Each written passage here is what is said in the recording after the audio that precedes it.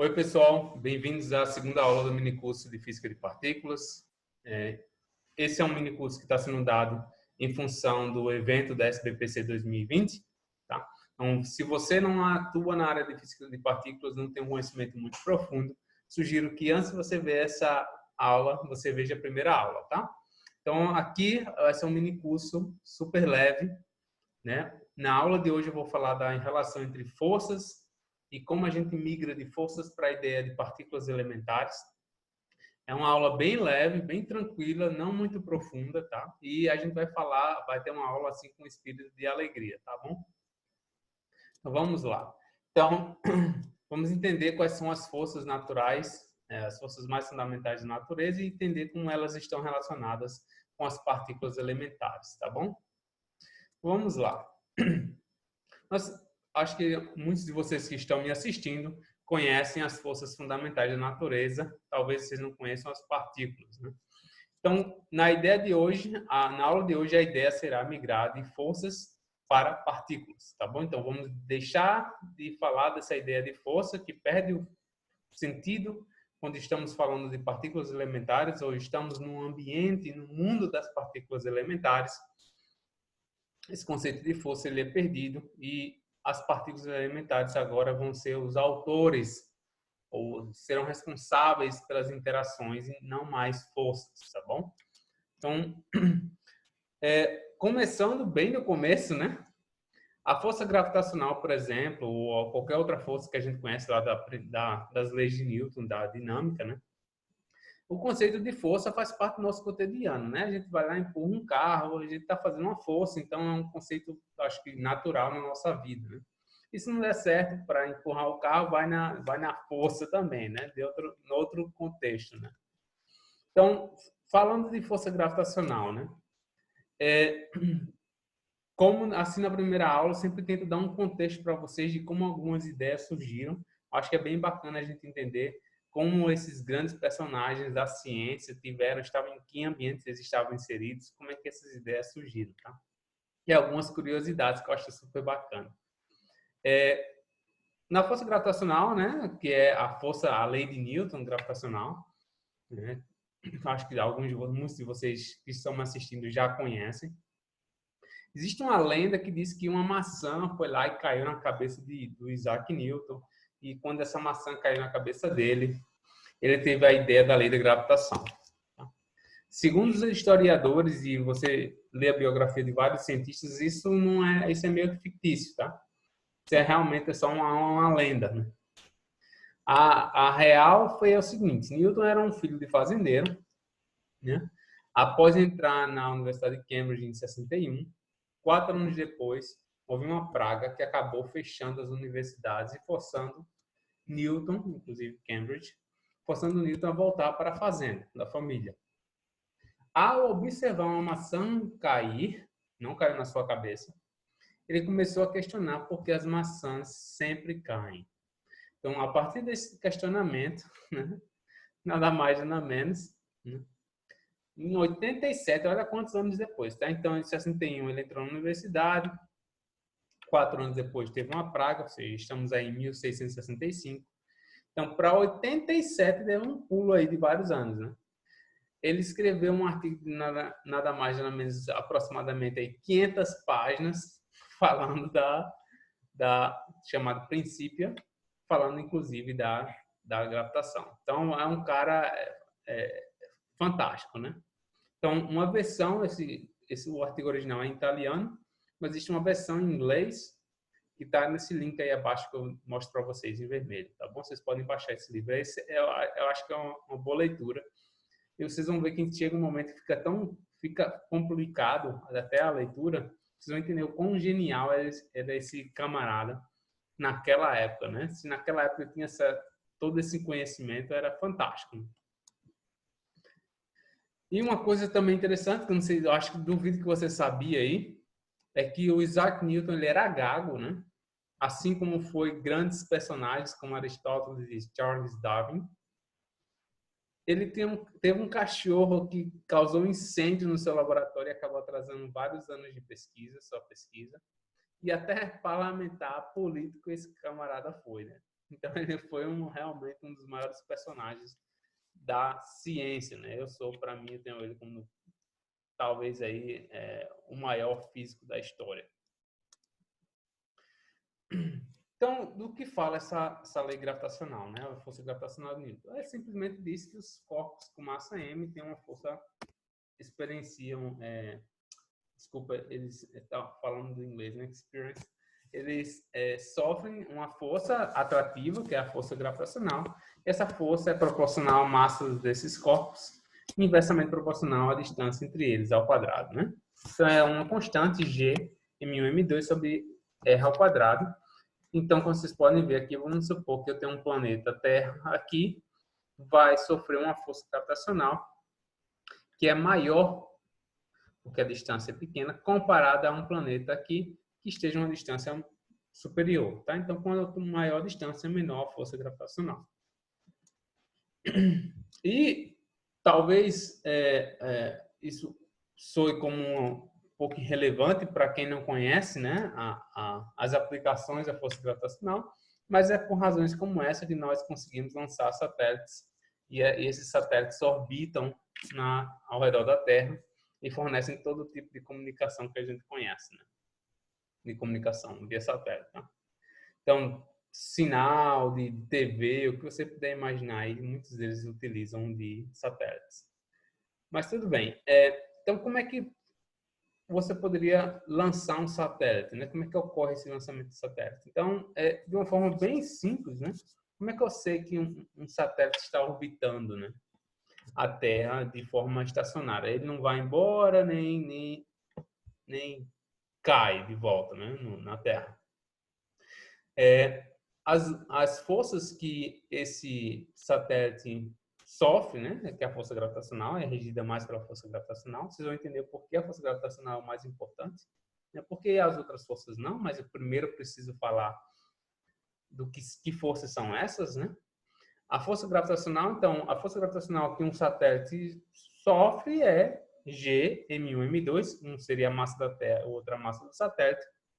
Como vocês podem ver aqui nessa figurinha,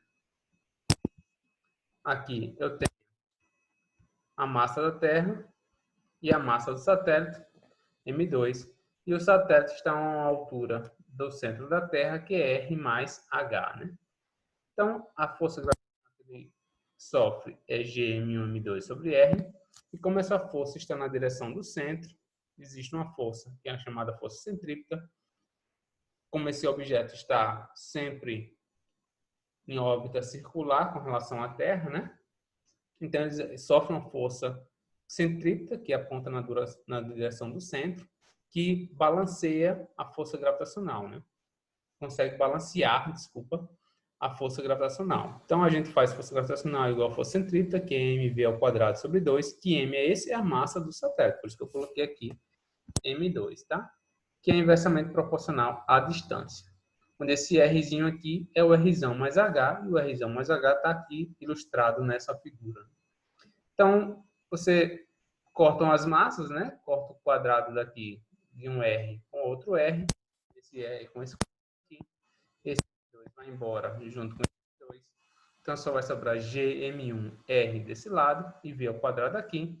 Então, V, eu tiro a raiz, vai dar Gm1 sobre R. Então, notem que a velocidade que esse satélite orbita ao redor da Terra não depende da massa específica desse satélite, né? Que para mim é uma coisa. Imagine se a gente fazer uma pergunta, né? Até intuitivamente, se tem um satélite super pesadão, um satélite muito leve, qual orbita com uma velocidade maior, né? Você vai talvez associar o peso, massa de um por ter uma velocidade menor, né? Por ser pesadão, uma massa maior, mas isso não é o que ocorre.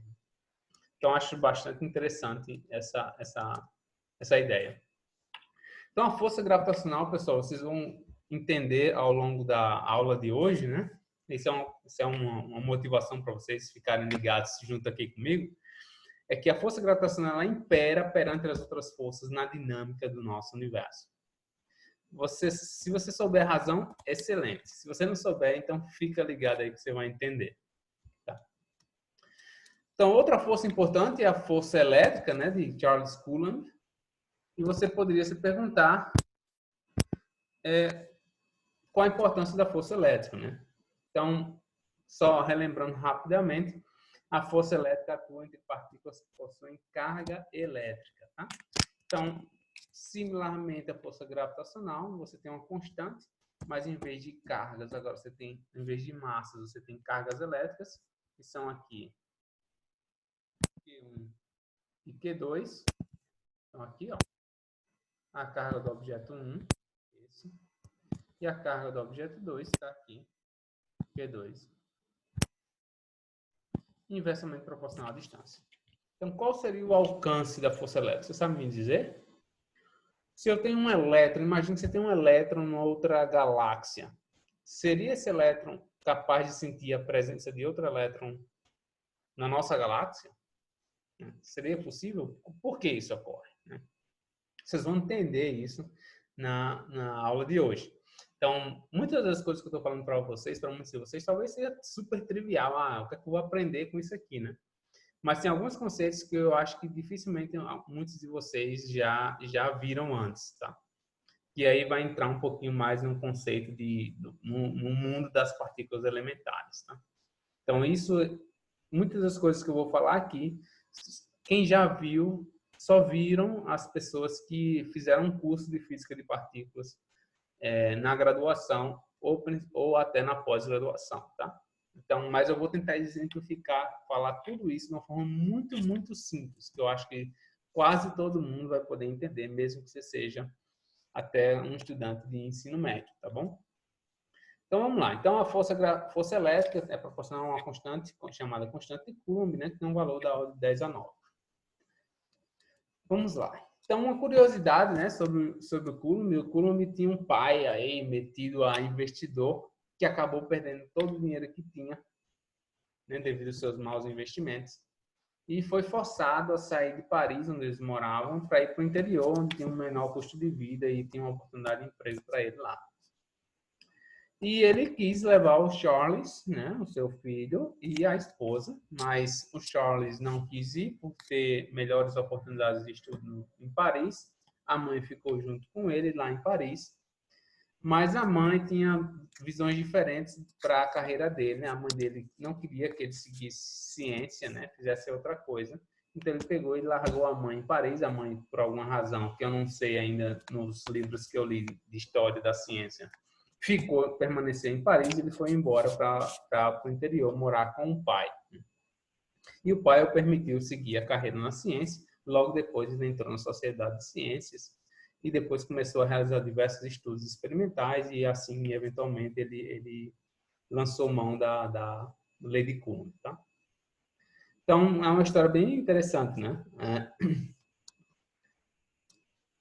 Uma coisa que vocês poderiam se perguntar Farinaldo, você falou ainda agora que a força gravitacional impera na dinâmica do nosso universo. E a força elétrica, né? Porque galáxias não são repelidas ou atraídas devido à força elétrica. Tem Q1, Q2 sobre D ao quadrado, dependendo das cargas que elas tiverem.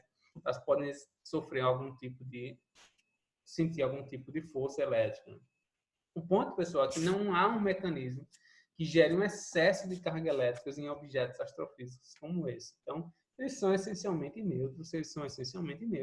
A força elétrica entre duas galáxias é nula, né? Então, uma das coisas que nós podemos ver é que os campos magnéticos observados em objetos astrofísicos são extremamente pequenos, então evidenciando que não existe um mecanismo que gere excesso de carga elétrica. Então, por isso que a força gravitacional com relação à elétrica a força gravitacional é muito mais importante que a força elétrica, né? Com relação à força forte e fraca, eu vou falar mais para frente, tá bom? Então, vamos lá. Os efeitos, né, da força elétrica e gravitacional são macroscópicos, né? Eu acho que quase todos os estudantes de ensino médio que estão aí para terminar o ensino médio, para fazer o Enem, devem saber, né, o que são a força elétrica e a força gravitacional. É uma coisa mais palpável, né? A gente vê exercícios, faz até em laboratório você consegue ver, tocar naquela em objetos eletricamente carregados e o seu cabelo fica lá em pé. Alguém já deve ter visto uma foto como essa. Então é mais claro para a gente, né? É fácil de enxergar esse tipo de fenômeno, né? Relacionados à força fraca e gravitacional. E com relação, desculpa, força gravitacional e elétrica. E com relação à força fraca e forte, que é mais distante do nosso cotidiano, né? Porque elas, vocês vão ver, né? Entender realmente, elas estão confinadas ao mundo das partículas. Né? Então, eu vou homenagear alguns físicos com relação à força fraca. A força fraca não tem um exato pai, né? Tem vários personagens da força fraca, né? Mas eu vou fazer uma homenagem ao Enrico Fermi, nesse caso, né? Ele não seria ser um físico, foi um físico também importante com relação à força fraca, mas tem físicos muito tão importantes quanto ele no que diz respeito à força fraca. Mas só para dizer para vocês que eu vou homenagear ele nesse mini curso. Então, o Enrico foi o primeiro a criar um protótipo de reator nuclear. Tá? Ao colidir nêutrons, podíamos destruir núcleos, tem um pequeno erro ortográfico lá, núcleos atômicos. Ele ganhou o Nobel em 38. Por isso, né? Em 1918, voltando um pouquinho no tempo para dizer de onde ele veio, né? Ele iniciou sua graduação em matemática. Mas depois, de forma, digamos assim, polêmica, resolveu fazer uma coisa mais interessante, né? Do meu ponto de vista, foi para a física. Após ser reconhecido como um genial, né? Os professores na época o promoveram para o doutorado. Então o cara estava na graduação, pulou direto para o doutorado. Tem noção, né? Da fera. Então ele se tornou doutor aos 20 anos de idade. É uma coisa assim fenomenal, né? Ele tinha até o apelido na universidade onde ele estava como o Papa da Física. Em seguida, ele trabalhou com nada mais nada menos que Max Born, eu já falei dele na aula passada, e depois se tornou professor na Itália. Logo após a cerimônia, mas é uma coisa interessante, ele já era professor na Itália, era casado, e quando ele ganhou um prêmio Nobel, assim que ele começou a ser postulado para ganhar um prêmio Nobel, ele começou a receber ofertas de algumas universidades dos Estados Unidos, querendo roubar eles para aquelas universidades. Então, ele, sem falar nada para ninguém, foi para a cerimônia do Nobel, ainda professor na Itália. E após a cerimônia, ele viajou direto para os Estados Unidos sem avisar para ninguém e assumiu uma posição de professor na Universidade de Colômbia. Tá? Então, essa foi um fato bastante interessante do Enrico Fermi. E eu estou falando tudo isso porque eu estou falando do contexto da força fraca. A força fraca, pessoal, lembre-se, eu não estou falando de partículas, tá? Estou falando de força ainda. Força fraca é aquela força responsável pelos decaimentos radioativos, tá? Então, você tem elementos que são estáveis e eles decaem eventualmente, emitindo a chamada radioatividade. Essa radioatividade tem um porquê por trás, né, de tudo isso, né? São a emissão de partículas, mas eu vou falar isso mais adiante. Então, essa é a força fraca, é a força que rege a dinâmica, por exemplo, de decaimentos de alguns núcleos, tá? Então, é isso que você tem que entender. Então, a gente está confinado lá no núcleo. Só por eu estar dizendo isso para vocês, vocês já conseguem entender porque eu falei lá que a força gravitacional é a que rege, que domina a dinâmica do universo.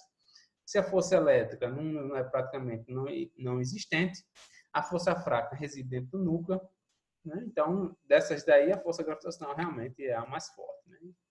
Então, qual o alcance? Você já deu uma dica para vocês, que é da ordem lá do tamanho do núcleo, né? E na força forte, irei homenagear aqui uma pessoa, um físico que tem um ótimo humor, né? Segundo a sua biografia, né?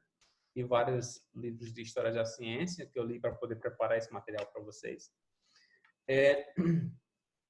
O Gell-Mann, que faleceu recentemente, né? Uma curiosidade do Gell-Mann que eu gostei bastante, que de várias outras coisas, de curiosidades que tem a respeito do Gell-Mann, uma delas é que ele aplicou para doutorado em Princeton e Harvard, foi rejeitado em Princeton, enquanto Harvard o aceitou sem fornecer nenhuma ajuda de custo. A ajuda de custo aqui, pessoal, não é no mesmo contexto que a gente tem aqui no Brasil, né? A ajuda de custo deles é você receber uma posição de Research Assistant. como se você é como se fosse um estudante de iniciação científica aqui no Brasil, tá? Se fosse na pós-graduação, na graduação, né? Se fosse na pós-graduação, é como se fosse você for Research Assistant ou Teaching Assistant, é como você tem um estágio de docência que a gente tem na pós-graduação aqui, onde o aluno auxilia, participa de algum curso, resolvendo exercício e tudo mais, e ele recebe uma remuneração por isso. Muitas vezes ocorre quando vocês estão em universidades que são extremamente caras, como são Princeton e Harvard.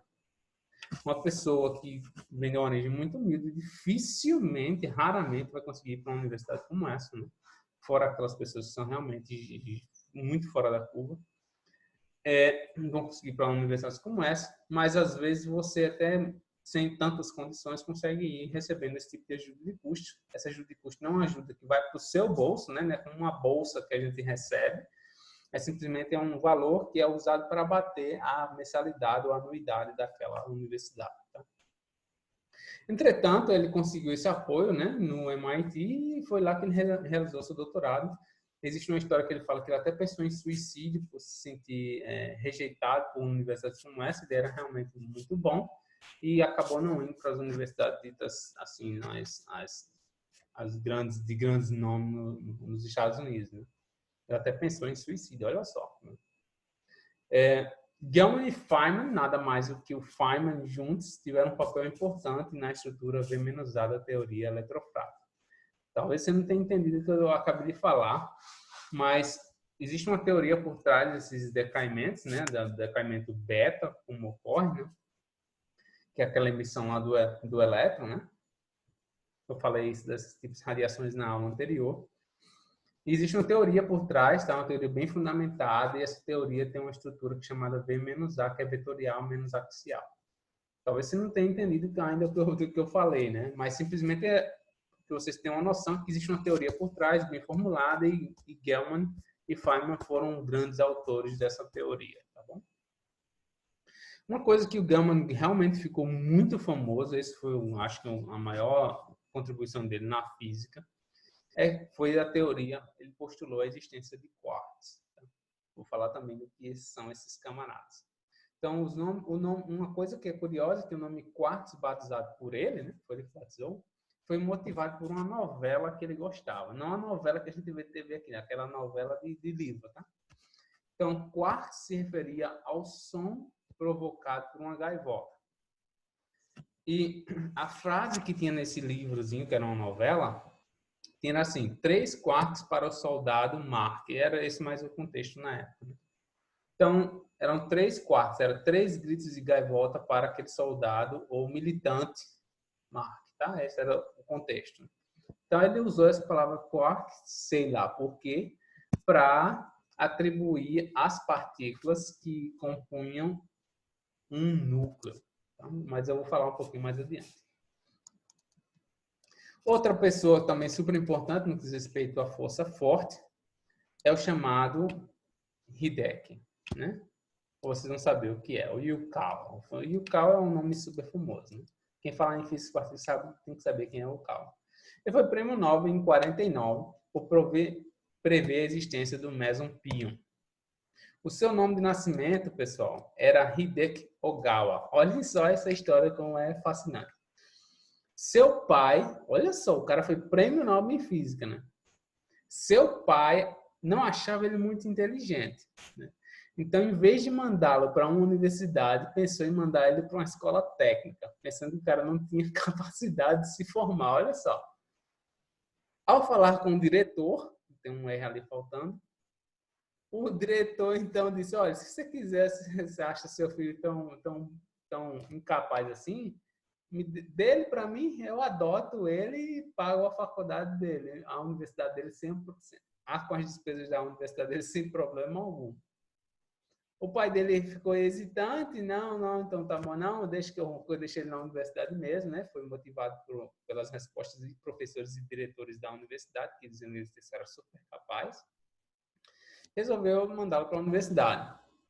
Mas, de toda forma, ele acabou perdendo o pai. Em que sentido? É que, segundo a tradição japonesa na época, né, ele precisava ser adotado pelo tio, que não tinha nenhum filho naquele momento. Então, como você tem um tio que não tem nenhum filho, e eu tenho um irmão que não tem muitos filhos, mas eu tenho muitos filhos, então eu sou obrigado a pegar um dos meus filhos, né, o filho mais novo, e ceder ele para o meu irmão. Né? E foi isso que aconteceu com o Yukawa, ele foi adotado pelo tio. Né?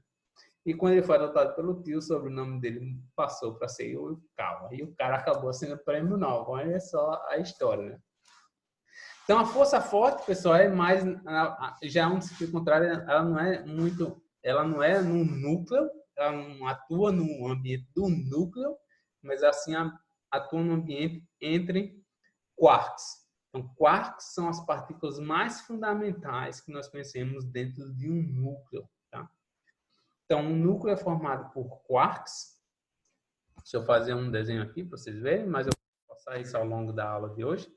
Você tem um núcleo aqui com nêutrons e prótons, certo? Como aqui, ó, nessa figura aqui, você tem nêutrons e prótons. E dentro desses nêutrons e prótons, vocês têm três partículas chamadas de quarks. Tá? São os quarks up e down.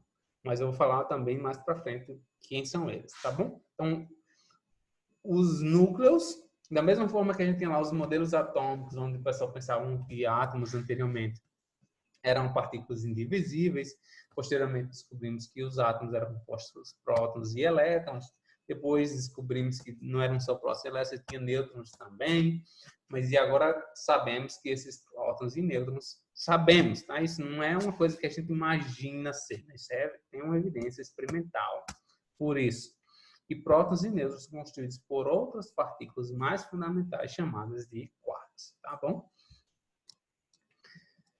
Então, vamos entender agora comparar um pouquinho essas forças para a gente ter uma ideia de magnitude e importância delas, tá bom? Eu vou usar uma metodologia, talvez, acho que eu não vi em lugar nenhum. Mas vamos ver se faz sentido para vocês, tá bom? Deixa eu apagar aqui. Vamos lá. Então é o seguinte.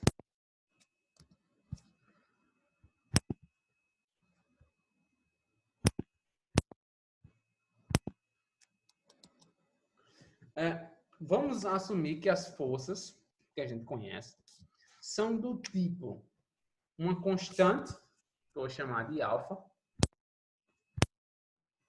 dividido por alguma coisa, que nesse caso da força elétrica e gravitacional é R ao quadrado, tá? Lembra que a força gravitacional e elétrica são divididas por R ao quadrado. Então, alfa é uma constante, resume tudo, sei lá, massa, carga elétrica, o que tiver lá dentro vai ser alfa. Tá? Então, você tem, essa seria a minha ideia de força agora. Então, a força elétrica é tipo alfa sobre R ao quadrado, certo?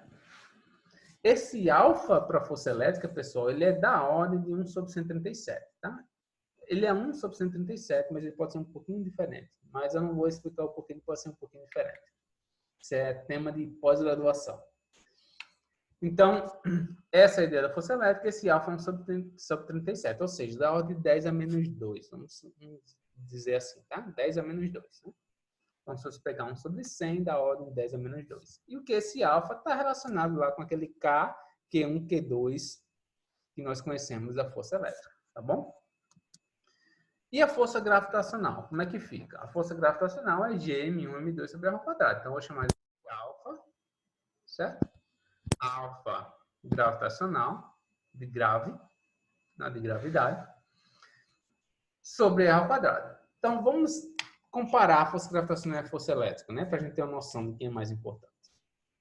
Se pegar a força gravitacional, imagine dois prótons, ou seja, a gente está no mundo das partículas, tá? A gente não está no mundo de planetas ou de galáxias.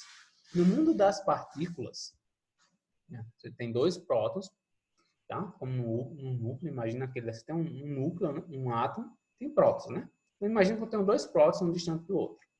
Então, a distância é R. Vamos comparar a força elétrica que esses prótons sofrem comparada à força gravitacional, porque os prótons também possuem massa. tá bom? Então, vamos lá. Então, você pegar a força gravitacional por força elétrica, substituir as constantes aqui, as massas já convertir para quilograma, tá? Como aqui está o quadrado, porque as massas são idênticas, né? Como aqui M1 e M2 e as massas são iguais, vai ficar M ao quadrado, por isso que está aqui ao quadrado. E as cargas também são iguais, né? Que é uma carga, uma unidade, né? Então, vai ficar aqui ao quadrado também. E a carga de Coulomb, que nós sabemos, é 10 a menos 19 Coulomb. Tá? E aqui está a constante de Coulomb. Você calcula essa razão, você vai achar que a razão das forças é da ordem de 10 a menos 37. Ou seja, o alfa gravitacional sobre o alfa elétrico é da ordem de 10 a menos 37. Tá? Então, vamos fazer a brincadeira, né? O alfa gravitacional é 10 a menos 37 vezes o alfa elétrico, né? Então, o alfa gravitacional é 10 a menos 37, pessoal. Esse é um número que eu não consigo nem dizer a vocês o quão pequeno é isso. 10 a menos 37 menor do que a elétrica. Então, no núcleo atômico ou no mundo das partículas, a força gravitacional é simplesmente irrelevante. No mundo dos objetos astrofísicos, a força gravitacional é a que impera, como a gente viu. Né? A gente viu que a força elétrica era pequena, né? Porque esses objetos astrofísicos não possuem carga elétrica. A força nuclear fraca e a forte, elas estão confinadas em distâncias muito pequenas, não em distâncias cosmológicas ou de galáxias. Né? Então, a força gravitacional é lá que manda, faz o que quer. Né? No mundo das partículas, entretanto, a força gravitacional é extremamente pequena. Por qual razão? Porque a massa das partículas são extremamente pequenas. Então, a força gravitacional é irrelevante no mundo das partículas elementares. Então, vamos lá. Então, como vocês podem ver, no mundo das partículas, a força gravitacional é desprezível. Então, muitas vezes vocês vão achar lá no Google, se colocar no Google lá, você vai achar até um site brasileiro. A força gravitacional é 10 a menos 40 vezes menor do que a força elétrica. Por que razões? Coloca 10 a menos 40, mas isso é uma forma grosseira de dizer, só para pegar um número arredondado, né? Porque isso vai depender, eu peguei um conjunto de dois próximos, pode pegar elétron, a resposta vai dar diferente, né? Mas, de toda forma, só pode ter uma ordem de grandeza. Por que pode ser 10 a menos 30, 10 a menos 40, 10 a menos 37, é desprezível do mesmo jeito. Tá? Então, agora vocês vão entender o porquê a força gravitacional realmente é irrelevante no mundo das partículas. Aí agora, para você que nunca viu física de partículas, presta atenção no que eu vou dizer, tá? Vamos agora comparar a força fraca com a força forte.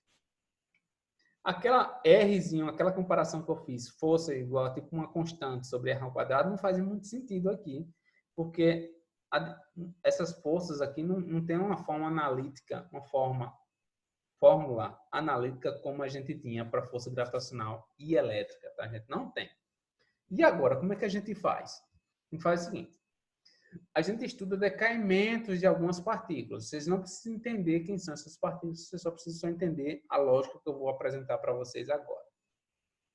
Então, vamos imaginar que tem uma partícula que eu chamei aqui de delta+, tá? Essa partícula decai em duas outras. Existe uma partícula, sigma+, que ela também decai em duas outras. Note que são as mesmas partículas aqui, não. Se você não sabe quem são, não tem problema. Qual é o importante aqui? O importante é que o tempo de vida de um é 10 a menos 24 e o tempo de vida de outro é 10 a menos 11 segundos. Segundos e segundos. Note que um é muito inferior comparado ao outro. Tá? Existe uma razão teórica por trás disso. Tá? Nós sabemos que esse tipo de decaimento é regido pela força fraca e esse daqui é regido pela força forte. Porque a força fraca, ela troca os sabores dos quarks. E a força forte, não. Eu falei anteriormente que o núcleo, próton e elétron, tem nêutrons também. Os prótons e os nêutrons são compostos por quarks. esses quarks têm alguns sabores, que eu vou falar quais são. Se eu tenho vários sabores de quarks, vamos supor que eu tenho 2 sabores de quarks, chamados U e D, up e down, né? Para cima e para baixo. Se esses sabores são trocados, eu tinha um up e virou down, ou virou outra coisa, eu troquei o sabor do quark. Aquele quark que era up virou outra coisa. Quando eu faço essa troca, é porque tem uma força forte por trás disso tudo, tá? Existe uma teoria por trás, todo um fundamento, mas eu não estou aqui, esse mini curso, o propósito desse mini curso não é ser detalhista, né? Com relação a simplesmente para dar uma perspectiva para vocês, uma ideia para vocês de como funciona o mundo das partículas. Então, em outros encontros da SBPC, eu já vi que tiveram cursos que foram bem mais detalhados no âmbito de teoria de campos, física de partículas, e eu resolvi fazer uma abordagem bem diferente, bem mais acessível àqueles que não são muito conhecedores desse mundo aqui, tá bom? Que eu também, até olhando na internet, procurando no YouTube, não achei seminários ou minicursos com essa abordagem. Então, tá bom, vamos voltar. Então, tem um decaimento, vamos só assumir, vamos acreditar em mim, tá? Acredita em mim. Então, a força forte induz um decaimento dessa ordem, enquanto a força fraca induz um decaimento dessa ordem, 10 a menos 11. O que acontece, pessoal, é que a reação, a probabilidade com que esses tipos de decaimento ocorrem, ele é proporcional a alfa ao quadrado. Lembrando que alfa é aquela constante de acoplamento que resume tudo da força. Tá? Como eu fiz um similar ao que eu fiz lá para a força elétrica e a força gravitacional. A taxa de interação. A probabilidade desse decaimento ocorrer é proporcional a essa constante alfa ao quadrado. O tempo de vida, ele é o inverso dessa probabilidade. Por quê? Claro que é o inverso. Né? Se eu estou dizendo a probabilidade dele decair é isso, o tempo que ela vive é inversamente proporcional à probabilidade dela decair. Né? Então, por isso que o tempo de vida vai com 1 sobre alfa ao quadrado. Então, se eu comparar a razão de um alfa desse com a razão do alfa desse, ou seja, se eu pegar a raiz dos tempos de vida, por que a raiz? Porque se o tempo de vida é 1 sobre alfa ao quadrado, então alfa vai dar 1 sobre a raiz do tal, né? Do tempo de vida. Então, tá aqui essa raiz. Se você calcular essa raiz, vai dar 10 a menos 7. Tá? O que eu quero dizer é que o alfa fraco, e eu estou chamando de alfa W, alfa weak, né? Ele é 10 a menos 7, ou seja, 10 a menos 7, né? Muito pequeno. Menor do que o alfa S de strong, forte. Então, é muito menor. Então, o alfa strong, se eu assumir que o alfa strong é 1, tá?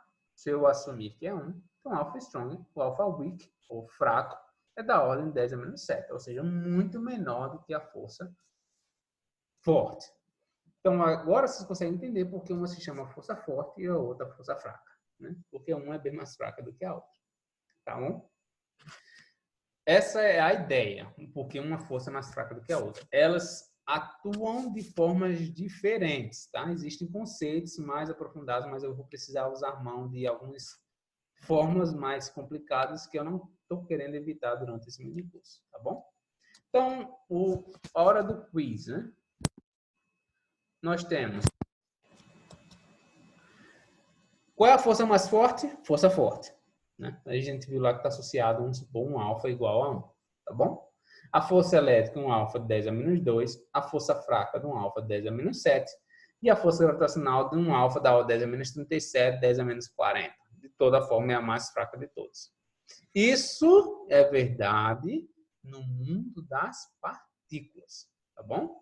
Então, no mundo das partículas, essa é a razão pela qual a gente chama essas forças de forte e fraca, tá bom? E porque a força gravitacional é irrelevante no mundo das partículas. Espero que você tenha, se você viu isso pela primeira vez, espero que tenha sido claro.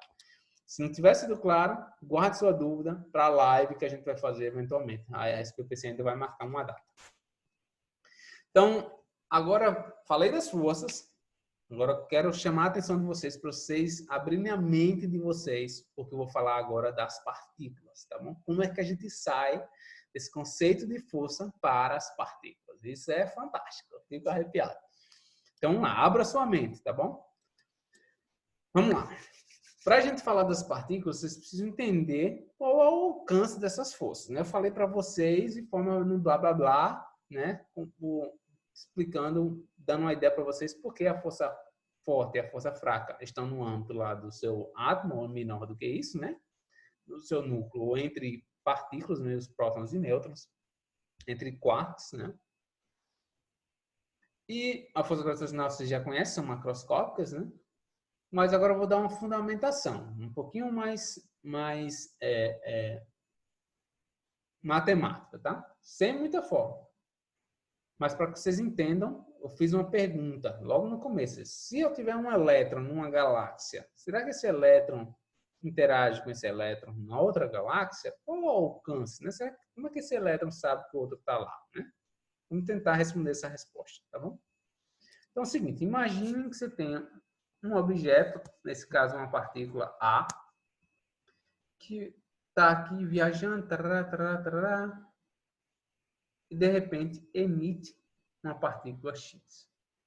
Então imagine como se tivesse uma partícula que está viajando, ela viajando, de repente, por alguma razão, sai uma outra partícula dela. Tá? Ou você pode pensar como uma interação ou um decaimento. Lembra-se, acho que talvez quem não é da área vai entender como um decaimento. Imagina que você tem uma partícula e de repente decai via radioatividade, decai em outra. Tá? Então esse Azinho aqui seria outra partícula, não seria AA, seria outra coisa. Mas a lógica vai se aplicar do mesmo jeito, aproximadamente, tá bom? Do que eu vou falar. Então é o seguinte, eu vou usar uma notação que é a notação de relatividade. Eu vou explicar já já. Você precisa saber de relatividade para entender o que eu vou falar aqui não, tá bom? Repara. Vamos lá. Então você tem um A viajando e emite a partícula X. Vamos à conservação de energia. Essa conservação de energia eu vou assumir que vocês já sabem, tá? Então a energia final, se a energia é conservada, energia final é igual à energia inicial. Ou a energia inicial igual à energia final. Se a partícula A está em repouso, ou eu estou no referencial onde ela está em repouso, eu vou escrever o momento dela é zero, um momento linear. Se ela está em repouso, a velocidade é zero, o momento dela é zero. É isso que esse zero aqui representa, tá? Esse zero aqui, a velocidade dela é zero, o momento dela é zero. Aí ela decaiu, ou emitiu uma partícula X e outra A. Mesmo A, né? Para exemplificar aqui. Só que esse A aqui não necessariamente está em repouso, tá? Porque eu estou aqui parado, aí saem duas partículas de mim. Se esse A aqui está parado e saem duas partículas dele, essas duas partículas que saíram não estão em repouso, certo? Tem algum momento, um momento linear, mv, né? É massa vezes velocidade. Mas é importante que se essa aqui está em repouso para mim, né? Então, a partícula aqui em repouso e sai duas para cá, tá? Sai duas partículas assim, deixa eu mostrar aqui. O momento dessas duas somadas tem que dar zero. Por quê? Por conservação do momento. Se o momento no início era zero e agora tem momento, é porque se eu somar tudo no final, vai dar zero. Tem que dar zero, tá bom? Por conservação do momento. Então, é por essa razão que esse A aqui, nesse exemplo que eu estou dando, tem um momento P, enquanto esse tem um momento menos P. Tá bom? Porque a soma deles dois vai dar zero. Tem que bater com esse, casar com esse aqui.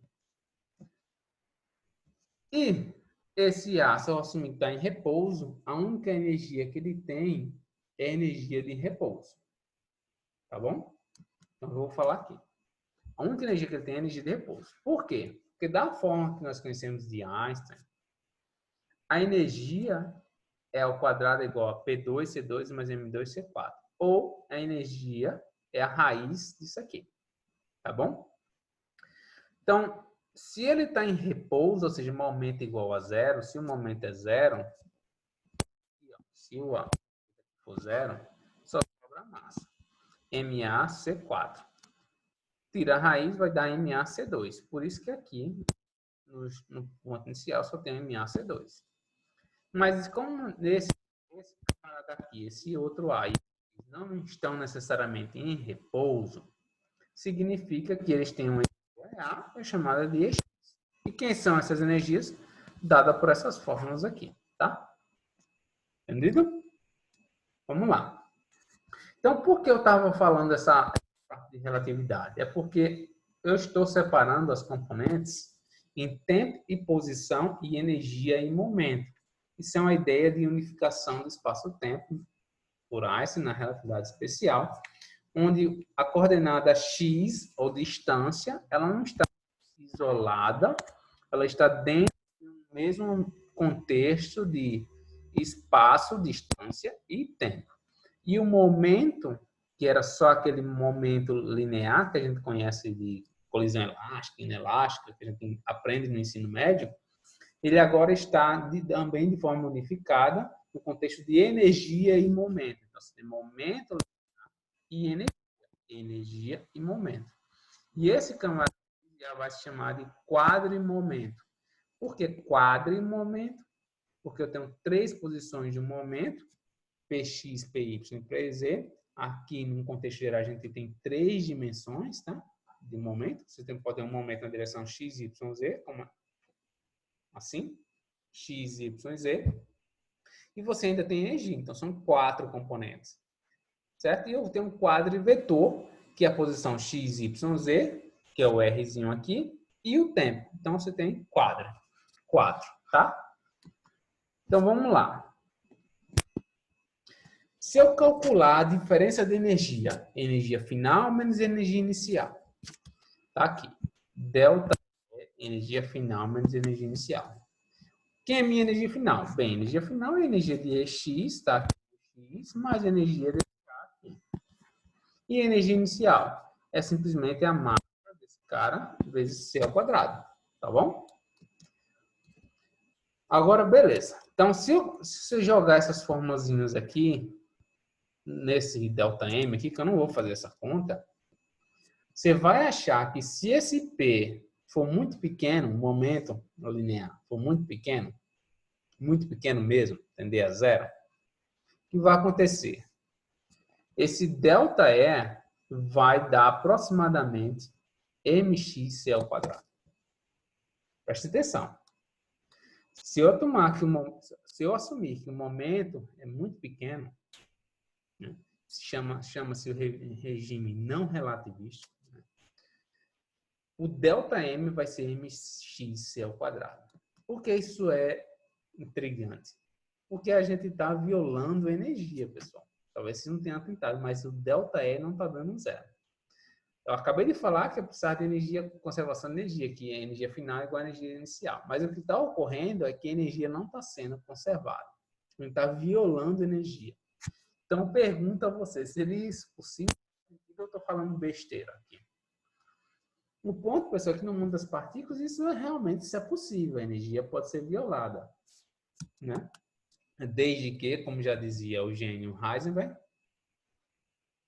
graças ao princípio dele, né? Se o princípio dele for respeitado, beleza, violação de energia, né? Então você pode dizer, eu já sabia do princípio de Heisenberg, mas aí a aprovação, a constatação do princípio dele, que a energia realmente pode ser violada em alguns processos, mas desde que o seu princípio seja seja obedecido, né? Nós conhecemos o princípio de incerteza de Heisenberg como ΔX, ΔP é da ordem do H, né? Da constante de Planck, é da ordem de H, mas você pode usar uma formulazinha, fazer uns truques, né? Sair de posição e momento para energia, posição para tempo e momento para energia, para reescrever esse princípio de incerteza de Heisenberg e escrever escrever o princípio de incerteza de Heisenberg como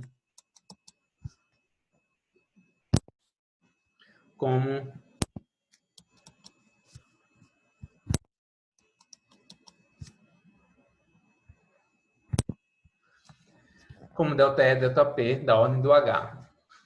Só que ΔT, vamos assumir que são partículas, vamos supor que ΔT é da ordem de R sobre C, ou uma velocidade, certo? Constante, hein?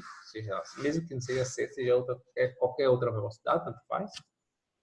E o ΔE de mx ao quadrado, né? Porque a gente acabou de mostrar que o delta é mx ao quadrado. Se você substituir essas fórmulas aqui e resolver para o R, onde esse R seria o alcance da força, o alcance desse X aqui, né, o quanto ele viaja, né, num tempo ΔT, você vai achar que esse alcance vai ser meio aí que da ordem de H sobre 2mxc. O que importa essa história? Eu fiz umas aproximações bem grosseiras aqui nessa história toda, tá? Mas a mensagem ainda é válida. Que mensagem é essa? A mensagem, pessoal, é que o alcance dessa partícula X... Que partícula é essa? Essa é a partícula responsável por transmitir alguma mensagem de alguma força. Então, se eu tenho um decaimento, o decaimento beta lança um elétron, né? Mas esse elétron foi gerado como? Foi via transmissão de alguma partícula que eu estou chamando aqui de X, tá bom? Então, o alcance dessa força ou dessa interação, que eu estou meio que chamando aí de X, ela é inversamente proporcional à massa desse próprio X. Então, quanto maior o X, menor o alcance. Essa é a mensagem importante que vocês precisam gravar. Quanto maior o X, menor o alcance. Então, significa que massa grande do X, o alcance é curto. Aí daí vocês já vão começar a concluir que qual o alcance da força elétrica? É infinito. O alcance da força fraca é curto. Por que o alcance da força elétrica é infinito? Porque a partícula X, lá no caso da força elétrica, é chamada fóton. E esse fóton não possui massa. A massa dele é nula. Se a massa dele é nula, você vai no mx aqui e bota um zero. Isso aqui vai dar infinito. E se você colocar um m grande, esse R vai ser pequeno. E é o que ocorre na força fraca. A força fraca, como eu falei para vocês, tem um alcance curto porque as partículas que mediam ou que fazem o papel dessa força no mundo das partículas possuem uma massa grande. E essa massa grande é que faz... E essa massa grande, pessoal, é que faz com que esse alcance seja curto. Que partículas são essas? Eu vou falar um pouquinho mais adiante. São as partículas chamadas bósons W e Z. Tá? Vamos entender um pouquinho melhor. Se tem um nêutron, que ele possui 3 quarks, e esse nêutron ele se converte num próton via a emissão de uma partícula, X, que eu chamei lá de X. Tá? Então, vou voltar aqui. Uma partícula X está representada em vermelho, um nêutron composto por 3 quarks. Um desses quarks se converte em alguma outra coisa, tá? Um desses quarks muda de sabor, ó. Olha só. Presta atenção nesse detalhe aqui, ó. Você tem um nêutron formado por, olha o vídeo, U e 2 Ds. Um desses Ds aqui, ó, vai se converter num quark U. Virou um U. E quando ele vira um U, ele se transforma no U, ele emite aquela linhazinha vermelha lá, que é uma partícula chamada W. E esse W, ele está aqui na figura, ele gera um elétron, ele interage com o elétron e um antineutrino. Esse é o famoso decaimento beta que vocês estudam no ensino médio, mas talvez você não tenha essa fundamentação mais teórica. Então, o que ocorre, né? Você tem um nêutron posto por UDD, um desses D se converte num U. Quando você tem agora 2 U's e um D, você passou a ter um próton. Tá? Então, por isso que agora você tem um próton aqui. Esse próton e um elétron e um antineutrino do elétron.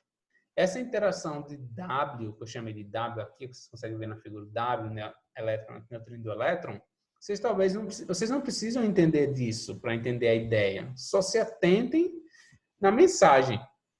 A mensagem é que o que é a força fraca? A força fraca é nada mais, nada menos do que um decaimento de um nêutron se convertendo num próton e na emissão de partículas. E essa emissão de partículas tem tudo a ver com a troca de sabores de quarks. Um D se transforma no U. A partícula que realiza esse processo de conversão do U no D, ou do D no U, é uma partícula, que eu chamei de X anteriormente, na verdade é chamada de W. Ela é muito pesadona. Por ela ter uma massa grande, é que o alcance é curto.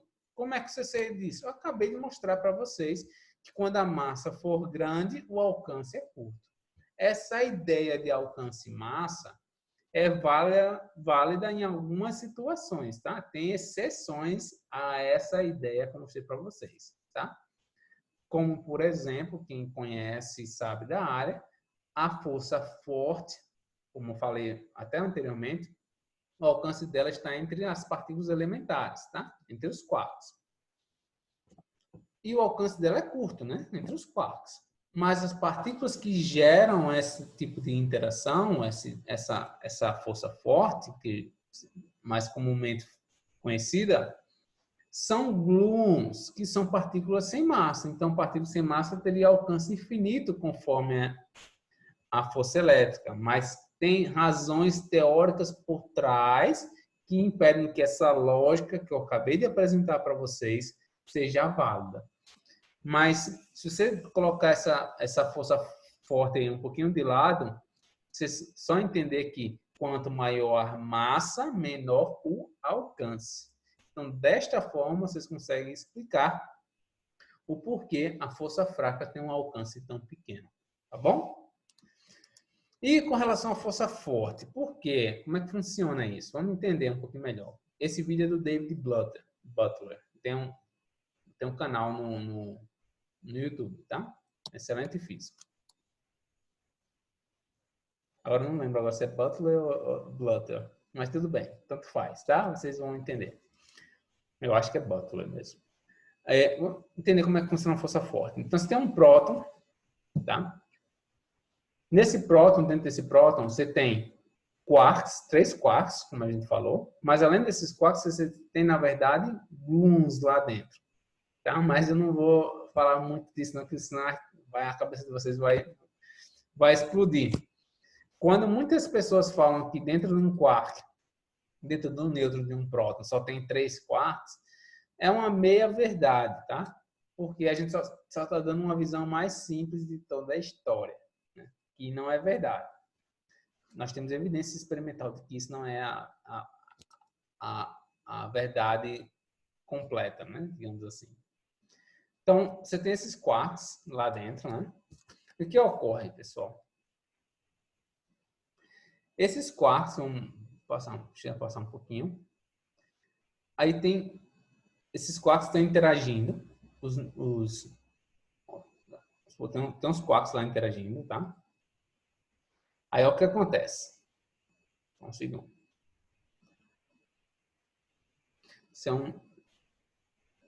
Vamos lá. Tem uns quarks lá, prótons, esses 3 quarks lá interagindo entre si. Eles interagem entre si via partículas chamadas gluons, né? Que seriam supostamente essas bolinhas brancas aí. Tá? Ó, o que está dizendo aí? Está dizendo aqui é que se você somar a massa desses 3 quarks que estão dentro do próton, você não consegue explicar a massa total do próton. O próton tem 3 quarks dentro. Se somar a massa desses 3 quarks dentro, não dá a massa do próton. Mas é muito pequeno, dá 1%.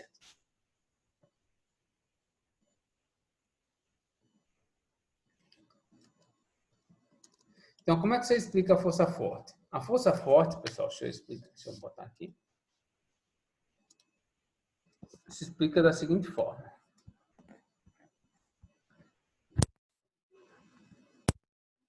A força forte, você tem os quarks aqui. Você tem um quark aqui, U. e tem um quark que eu vou chamar de D. Entre esses quarks, existe uma interação ou uma troca de uma partícula chamada, que eu estou chamando de G. Então, entre os quarks é que existe essa troca dessa partícula chamada gluon. Esse gluon, que é uma cola que gruda mesmo eles, é uma força atrativa, tá?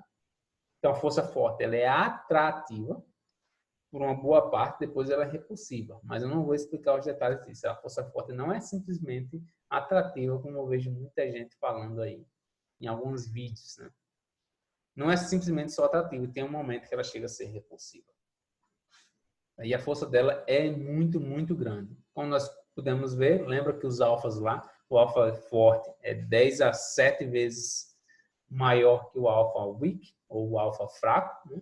Então, a força forte se dá entre quarks, tá bom? Não estou dando para vocês, lembrando, não estou provando para vocês. Cadê a Farinaldo? Mostra aqui a conta que a força forte só atua entre os quarks.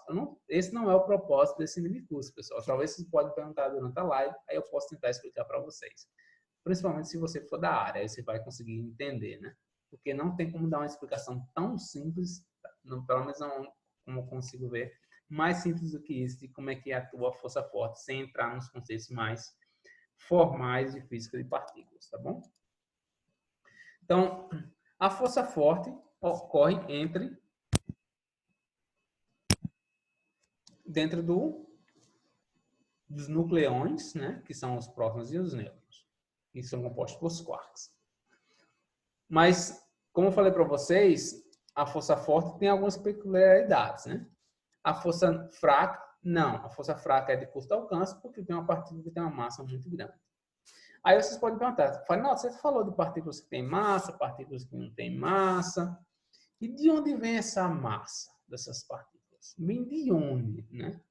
Em teoria, no mundo das partículas, pessoal, a gente simplesmente não assume, a gente não tenta simplesmente acreditar em coisas por acaso.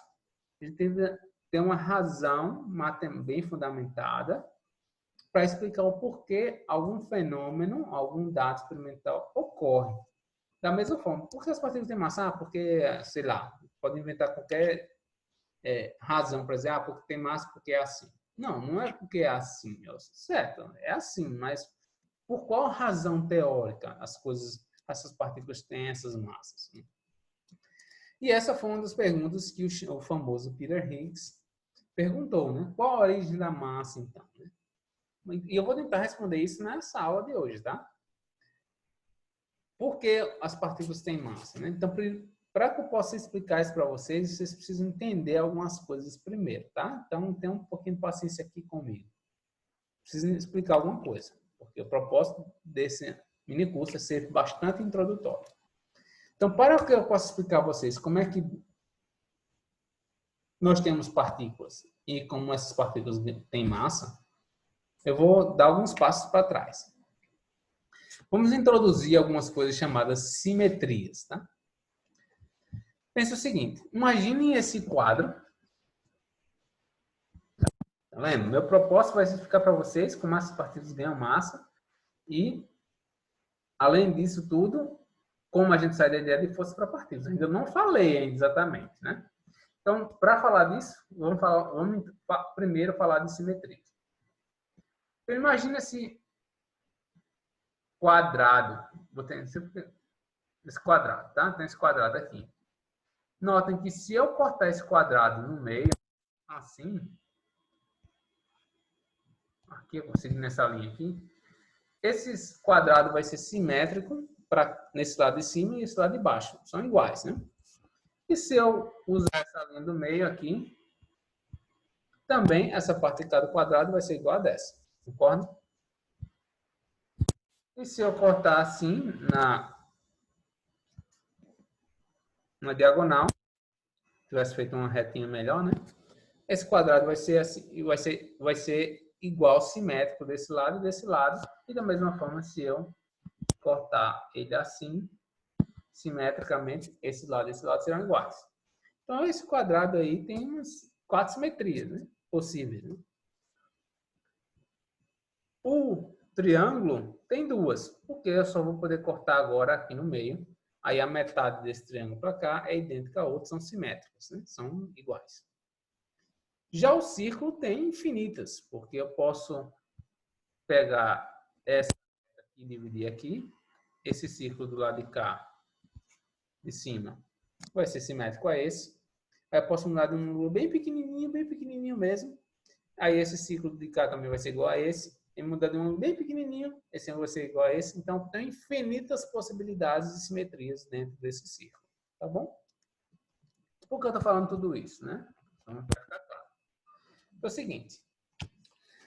Simetrias, pessoal, foi a forma que nós encontramos para explicar por que as interações que são mediadas por partículas, que estão por trás de todas as forças que eu falei para vocês, existem. Seguinte, essas simetrias é uma forma matemática, um tratamento matemático para explicar por que essas forças ou interações atuam na nossa natureza. Então, vamos lá. Deixa eu ler aqui para vocês entenderem. Sabemos que partículas decaem em outras partículas, certo? Sabemos que partículas são produzidas de outras partículas também. Existe uma enormidade de dados experimentais que precisam ser explicados. Então, em vez de a gente, agora eu estou falando para você, em vez de a gente ficar para cada dado experimental, imagina quantos experimentos você tem aí em física de partículas ao redor do mundo. Imagina para cada laboratório que você detecta alguma coisa, eu inventar uma teoria para explicar só aquele resultado de alguém. Você não vai virar uma bagunça. Você não tem uma teoria por trás que é capaz de explicar todos os dados observados. Você tem simplesmente, sei lá, meio que ad hoc, né? É meio que você não tem um fundamento matemático, teórico por trás para explicar as observações. E é isso que nós precisamos, porque só assim a gente vai realmente entender o nosso universo, a nossa natureza, saber as leis fundamentais da natureza. Imagina se uma maçã cai aqui, no outro cai uma laranja, eu vou criar uma teoria para cair a maçã, uma teoria para criar a laranja. Tem uma teoria para explicar o decaimento de tudo, né? E ainda ser capaz de fazer previsões. Então, esse é o nosso desejo. Ter uma teoria que seja capaz de explicar os dados observacionais e ainda ser capaz de fazer previsões que possam ser testadas no futuro, né? Então, esse é o objetivo. E esse foi o que motivou ter simetrias por trás de tudo isso. Eu vou explicar para vocês. E essas simetrias, pessoal, foram que nos conduziram a prever a existência do famoso bóson de Higgs, descoberto em 2012, do bóson Z, descoberto lá no CERN, há muito tempo atrás. Então, o bóson Z está aqui. Olhem só para vocês terem uma ideia. Esses pontinhos pretos aqui, ó, são os dados experimentais, tá bom? Essa curva aqui da direita. Esses pontinhos aqui, ó, são os dados experimentais. Eu quero ter uma teoria, não é que uma teoria minha, isso aqui é uma coisa chamada seção de choque, da probabilidade de alguma coisa ocorrer, de alguma interação, de uma partícula ser produzida, desse Z aqui ser produzido. Vocês não precisam entender o contexto. Eu não quero uma teoria que faça assim, igual essa minha curva preta, uma teoria que faça assim, aqui, ou sei lá, qualquer coisa. Aí você faz, não, vamos, Farinaldo, construir uma teoria, fazer uma ajustagem dos nossos dados, inventar uma função que ajuste bem os dados dessa curva. Consegue fitar bem assim essa curvinha verde. Mas essa função que você inventou, ela é capaz de fitar essa daqui também, ó. Olha essa, olha o tamanho da barra de erro, que é bem pequenininha. É esse pontinho aqui que eu quero fitar, olha só. Essa curvinha preta, vermelhinha aqui, ó. Será que essa tua teoria que tu inventou para ajustar esses dados é capaz também de ajustar esses dados? Ou você vai ter que inventar outra teoria para fazer isso? Não, tem que ser uma teoria só, capaz de explicar todos os dois. Então, nós, físicos de partículas, é disso que nós estamos em busca. Tá? Então, por que eu estou falando de simetrias, né? Porque essas simetrias são os nossos guiadores, né? São os nossos mentores na construção de modelos que sejam capazes de explicar os dados experimentais. Então, Para vocês entenderem como exatamente essas simetrias dão origem às partículas, eu vou falar de algumas coisas, chamadas simetrias locais e simetrias globais. Simetria global, pessoal, simetria global é quando eu mudo tudo de uma mesma forma. Vou dar um exemplo. Imagina essa esfera aqui, tá aqui essa esfera, e eu rotaciono essa esfera de um ângulo, seja ele qual for. Todos os pontos dessa esfera vão estar simplesmente rotacionados, de forma igual, concorda? Se eu pegar uma bolinha aqui e girar, se eu tiver uma bolinha aqui ao redor, não tem? Mas tem uma coisa aqui, só um segundo, vou improvisar. Eu tenho essa minha garrafa, enorme, olha o tamanho, e eu vou rotacionar ela do mesmo ângulo. Todos os pontos da minha garrafa estão rotacionados da mesma forma. Então, eu estou aqui e agora eu estou aqui com essa mensagem Go Climb. Então, tudo rotacionou de forma igual, certo? Isso é uma simetria global. Uma simetria local é quando os pontos nessa esfera, eles se transformam de forma diferente, cada um de forma particular. Então, se eu fizesse uma simetria local sobre uma esfera, ela ia aparecer essa daqui, ó.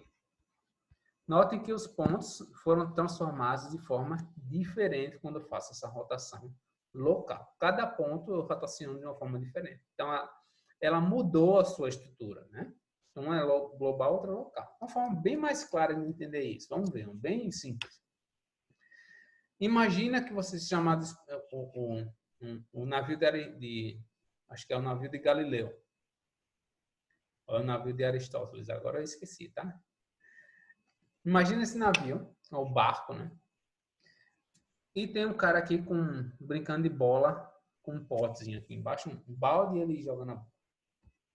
E aqui tem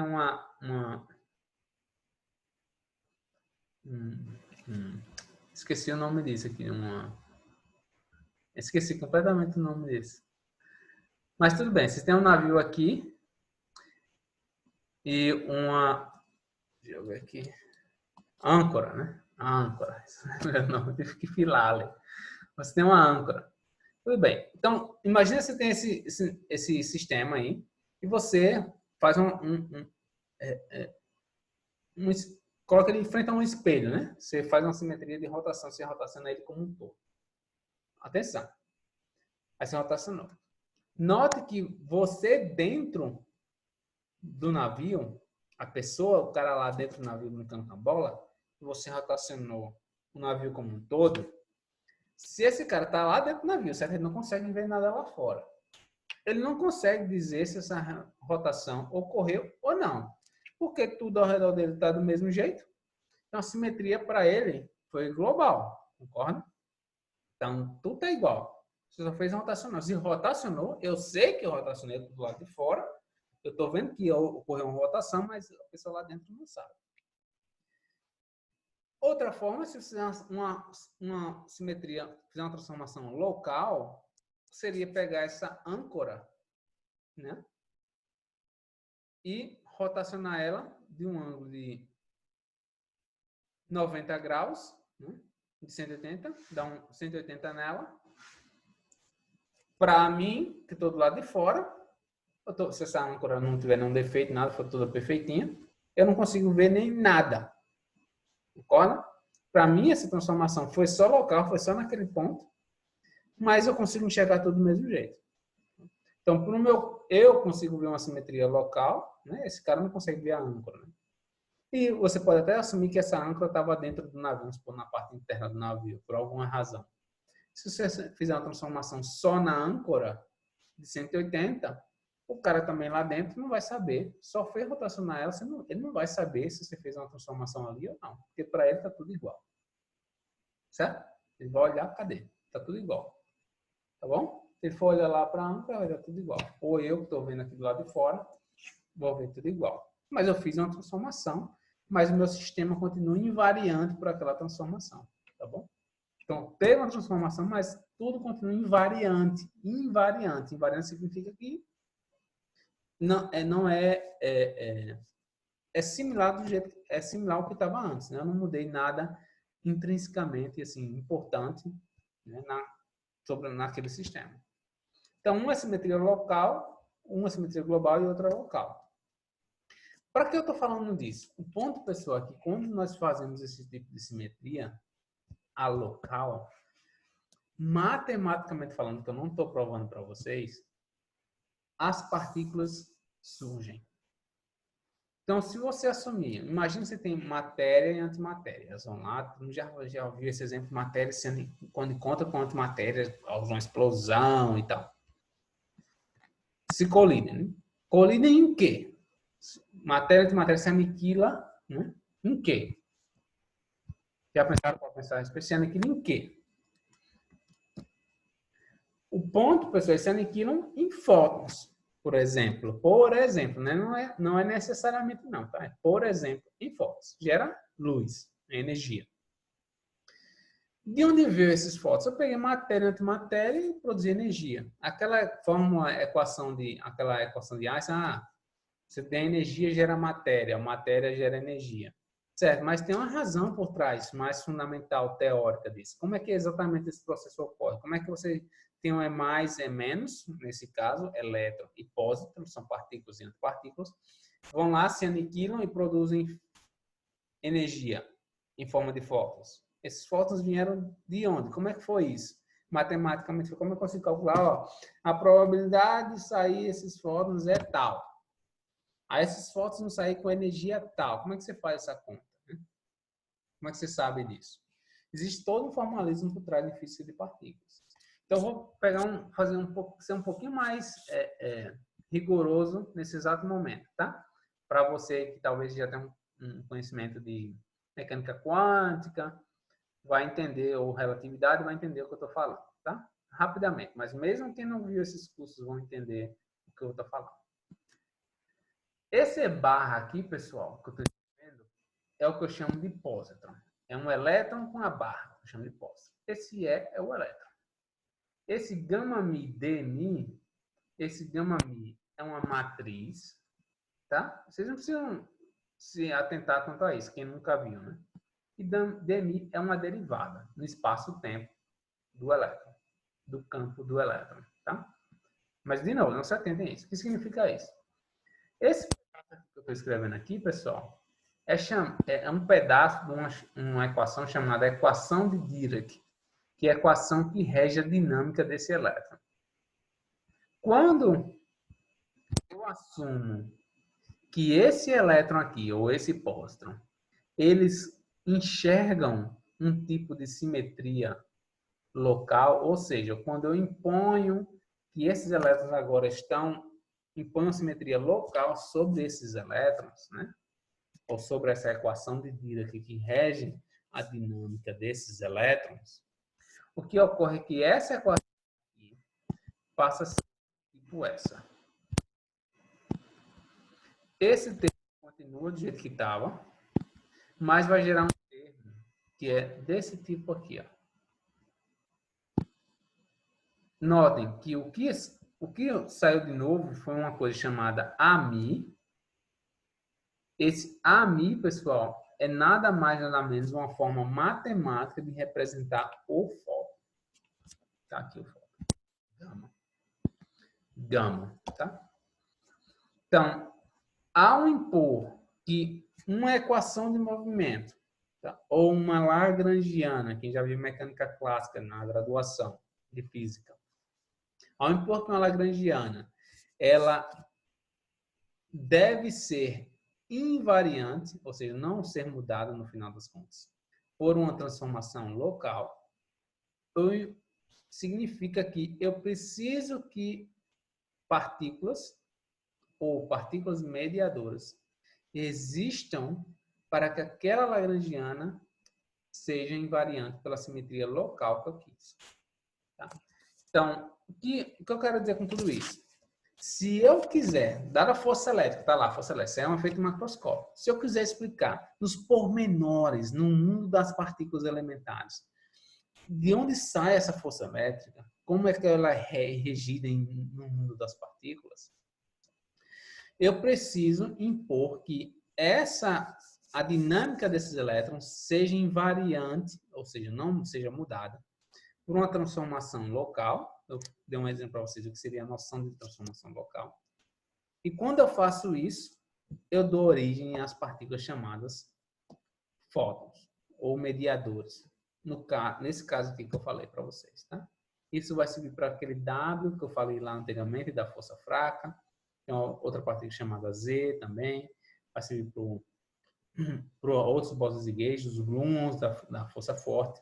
Mas o que eu quero dizer para vocês é que se eu tenho uma lagrangiana ou uma dinâmica de um sistema de partículas, e eu quero que aquilo seja invariante com uma transformação local, eu dou origem às partículas. Então, de onde vêm as partículas? As partículas vêm da nossa necessidade de descrever no mundo das partículas elementares as interações. Essas interações surgem quando impomos que esse sistema de partículas, essa lagrangiana de partículas, é invariante com transformações locais. Quando fazemos isso, as interações surgem. O que ocorre? Por exemplo, vamos lá. Eu acabei de falar que é o elétron, certo? O E barra é o pósitron. Beleza. Esse AMI aqui seria uma forma matemática de expressar o fóton. Então, atenção. Então, tem um elétron, tem um pósitron e um fóton. Então, tem um elétron, o pósitron, e aqui vai ser quem? O fóton, o AMI ou gama. Por quê? De onde vem isso? Vem daqui. E de onde vem esse termo de interação? Essa coisa matemática que eu escrevi aqui. Da necessidade de explicar as interações das partículas. Da necessidade de explicar no mundo das partículas o que é força elétrica. Uma coisa que é extremamente importante que eu queria atentar para vocês é que aqui tem a carga elétrica, tá? Mas eu vou falar, mas enfatizar isso um pouquinho mais para frente. Então, essa é a ideia, tá? Só uma curiosidade para vocês, para quem não viu um curso de relatividade, é que esse dmi aqui é uma derivada temporal e uma derivada na coordenada de posição. E essa notação aqui, dmi ou dt, é simplesmente uma forma reduzida de escrever uma derivada que é d dt. Quem nunca viu que é derivada, é complicado para vocês até falar do que seria a derivada de um campo, o que isso significa isso. Tem a ver com termos de movimento da partícula. Você está dando uma dinâmica para a partícula começa a viajar. Mas aí eu não tenho como falar tudo isso para vocês aqui, e iria requerer muito mais tempo, tá bom? Mas só para vocês entenderem que a interação de E+, tá aqui, e E-, que é o elétron, com o fóton, surge da necessidade de impor uma invariância de gauge, uma invariância local, tá? De simetria local. Então, vamos lá, pessoal. O que é que acontece? Toda essa história que eu falei para vocês, falei só do elétron e pósitron, né? De algumas partículas, do fóton, do W. Na verdade, tem um mundo de partículas, chamadas partículas elementares. O que significa elementar? Elementar que é não divisível, como lá na Grécia Antiga a gente assumia que os átomos eram indivisíveis. Ou, eventualmente, quando assumimos que os átomos eram bolas maciças indivisíveis. As partículas elementares são os tijolos do nosso universo. São os pormenores, são os autores que geram todo o resto. Então, é fantástico entender que, imagine, a gente consegue explicar a dinâmica, eu vou falar posteriormente, a dinâmica do nosso universo, em escalas gigantes, a partir do entendimento do mundo das partículas que vivem numa distância de 10 a menos 15 metros. É uma coisa fantástica. Então, eu consigo, entendendo as leis das partículas em 10 a menos 15 metros, eu consigo entender a evolução do nosso universo. É uma coisa surreal. Então, nós já detectamos várias partículas elementares não divisíveis. Elas são chamadas em duas categorias, chamadas de leptons e quarks. Tem algumas peculiaridades, alguns chamados números quânticos, que são diferentes de leptons e quarks, mas eu não vou adentrar nisso aqui. Mas eu só quero que vocês entendam que existem famílias, são dois grupos, né? Leptons e quarks. Todos leptons e quarks são férmions. Férmions são partículas com spin semi-inteiro, 1,5, 3,5. Bósons são partículas com spin inteiro, 0, 1. Então, essas partículas que eu estou mostrando para vocês são todas férmions. Esses férmions são divididos em leptons e quarks. Tá? Leptons é porque tem um número quântico chamado número leptônico. E quarks é porque tem um número quântico chamado número bariônico. Mas eu não vou falar disso aqui, tá? Vocês conseguem achar isso à vontade. Mas essa forma de descrever as partículas eu acho que vocês não vão achar tão facilmente. Então, o que acontece? Os bósons, que são partículas com spin inteiro, um deles é o que eu já falei várias vezes, é o chamado fóton, tá? Que tem um spin 1. O que é spin? Esse aí seria noutra aula, tá bom? Mas é o que acontece. O fóton, ele pode interagir só focando nos leptons, tá? Ele pode interagir com E mais, E menos, com O mais, O menos, o tal mais, tal menos. E essas partículas aqui em cima são chamadas os neutrinos. Neutrino do elétron, antineutrino do elétron, neutrino do muon, antineutrino do muon, neutrino do tal, antineutrino do tal. Para cada partícula você tem uma antipartícula associada, tá bom? Acontece de, às vezes, só para confundir a cabeça de vocês, que as partículas são suas próprias antipartículas. Parece confuso isso? Bem, vocês estão super acostumados com a partícula que é a sua própria antipartícula. Se você não sabe do que eu estou falando, não? Eu estou falando do fóton. Quem é a antipartícula do fóton? O fóton. Então é ele mesmo. E esses fótons interagem com as partículas. Talvez vocês não entendam nada do que eu estou falando aqui, que são chamados diagramas de Feynman. Está aqui a foto dele, o galãozão aí. Então, esses fótons interagem com essas partículas que possuem carga elétrica, né? Mais ou menos. Existe outro bóson, também tem spin 1, né? Que é o bóson Z. Ele interage com todos esses férmions aí. Ele é um cara mais democrático, aí, super popular, né? Ele interage com todo mundo. E tem razões também teóricas por que isso acontece, tá? Isso, pessoal, tudo que eu estou falando para vocês pode parecer, meu amigo, que viagem, né? Partículas, bósons, férmions que interagem com partículas elementares.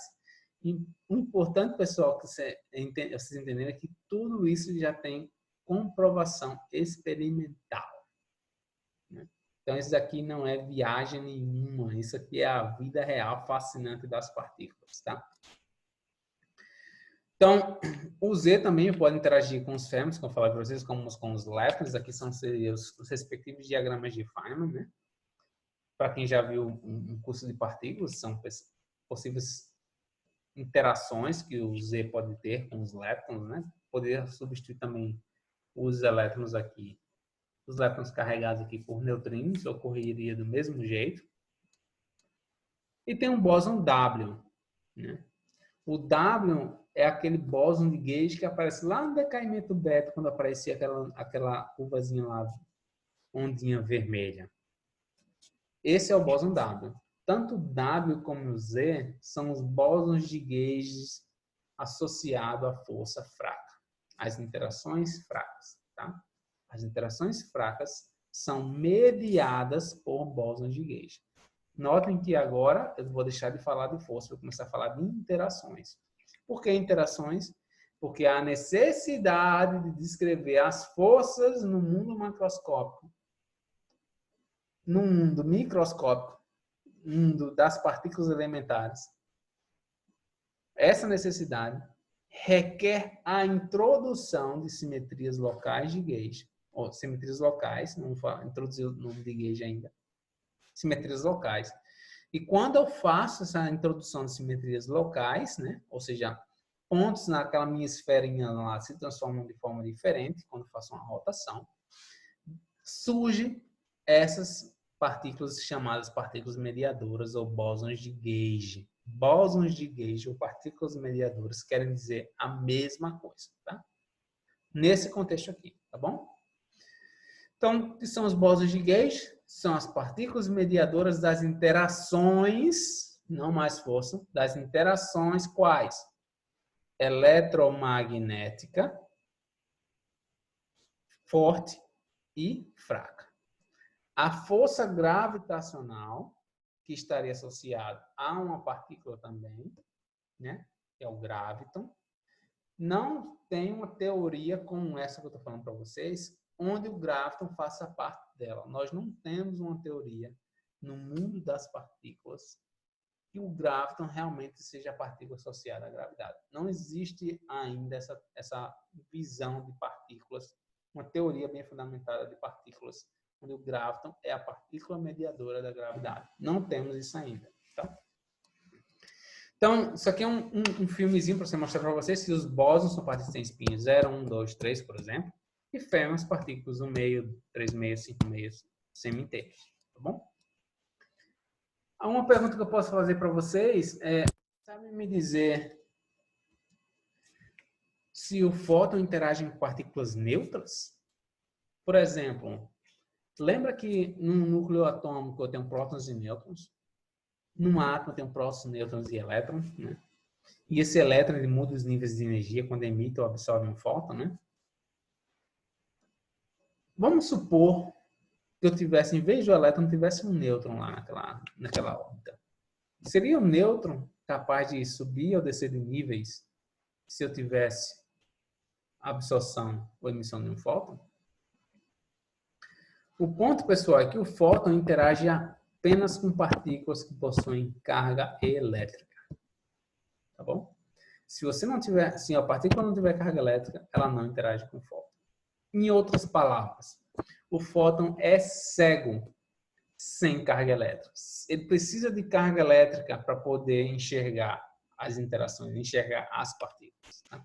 Sem carga elétrica, ele não consegue enxergar. Obviamente, aquele que acho que ninguém que tem um nível muito avançado, um nível mais avançado de física, tem uma pós-graduação em física de partículas, vai estar assistindo, eu acho, até esse momento, esse vídeo, porque sabe que o que eu estou falando aqui tem alguns pormenores, né? Tem algumas exceções. Mas eu não vou entrar nessas exceções aqui. Mas a via de regra é que fótons interagem apenas com partículas que possuem carga elétrica, tá? Existe um tipo de exceção aí, mas não é um tipo, existe uma teoria por trás que explica como partículas que não possuem carga elétrica podem interagir com fótons. Mas para você, para nós, eu falo no dia a dia, numa reunião de grupo com o meu pessoal aqui em Natal, que o fóton não vai interagir com as partículas que possuem carga elétrica, tá? A gente fala em nível de árvore. Essa seria só, quem não entendeu, não tem problema. Vamos passar adiante. Então, tá bom. Eu acabei de falar que tem bóson Z, W, tem os létons, tem os quarks. Todas essas partículas, pessoal, possuem massa. Aí agora eu pergunto, qual a origem da massa, então?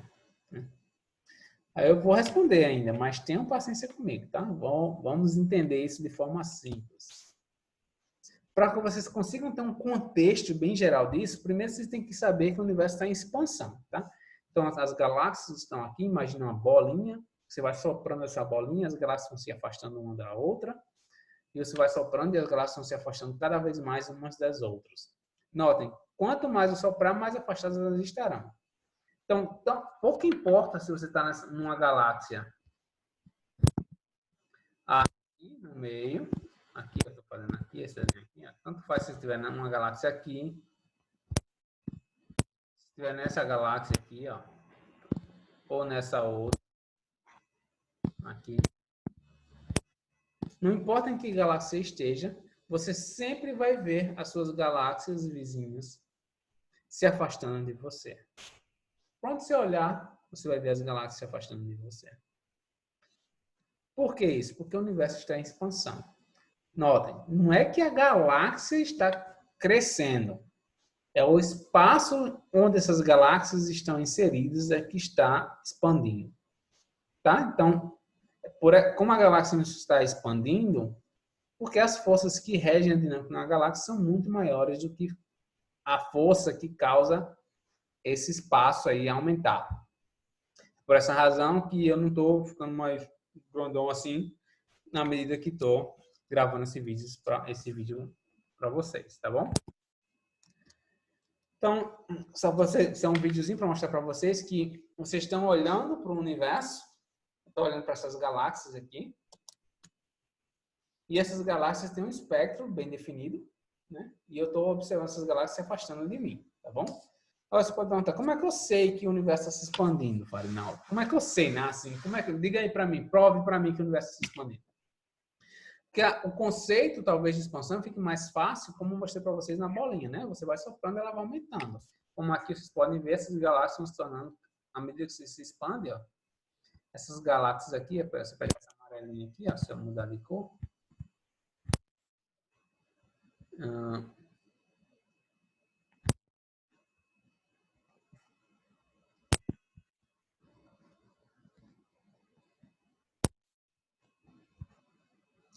Só um segundo. Essa galáxia aqui, ó, essa e essa, notem que elas estão se expandindo, mas ó, a distância entre essa e essa é uma. Daqui você não consegue nem ver, mas entre essa e essa é uma distância aqui, ó. E agora estão bem mais distantes uma da outra. Porque o espaço em que elas estão inseridas está aumentando. Né? E uma coisa que, para mim, a primeira vez eu como estudante que estudei isso, eu achei isso, assim, fantástico, né? É impossível não se apaixonar por esse assunto. É que à medida que o universo se expande, ele se esfria. Tá? Ele vai ficando cada vez mais frio. Realmente isso acontece. Mas não se preocupe, vocês não vão morrer de frio por causa disso, tá? Ele vai ficando mais frio. E o que acontece? Acontece, pessoal, à medida que ele se esfria, ou seja, a energia vai diminuindo, quando essa energia vai diminuindo, chega um ponto que aquelas simetrias locais lá que eu falei para vocês, que impus, né, para dar origem às interações, essas simetrias, elas deixam de existir. Na física a gente chama de elas são quebradas. Essas simetrias, que eu falei para vocês, simetrias locais lá, elas são quebradas. Quando essas simetrias são quebradas, aqueles bósons de gauge, ou aqueles o W, o Z, eles, quando são quebradas, eles ganham massa. Então, o universo vem se expandindo, vem se esfriando. Por muito tempo, essas partículas não possuem massa. Não possuem massa, tá? Essas partículas não sempre tiveram massa, não. Isso não é verdade. Elas eram sem massa. O universo vai se expandindo, vai se esfriando. Chega uma energia tal que essas simetrias que deram origem a essas partículas, né? Que simetrias são essas? Simetrias locais. Elas são quebradas ou deixam de existir. Tá?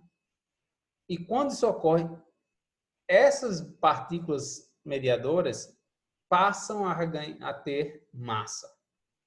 E quando elas passam a ter massa, aí sim é que vai entrar aquela lógica que eu falei para vocês de alcance.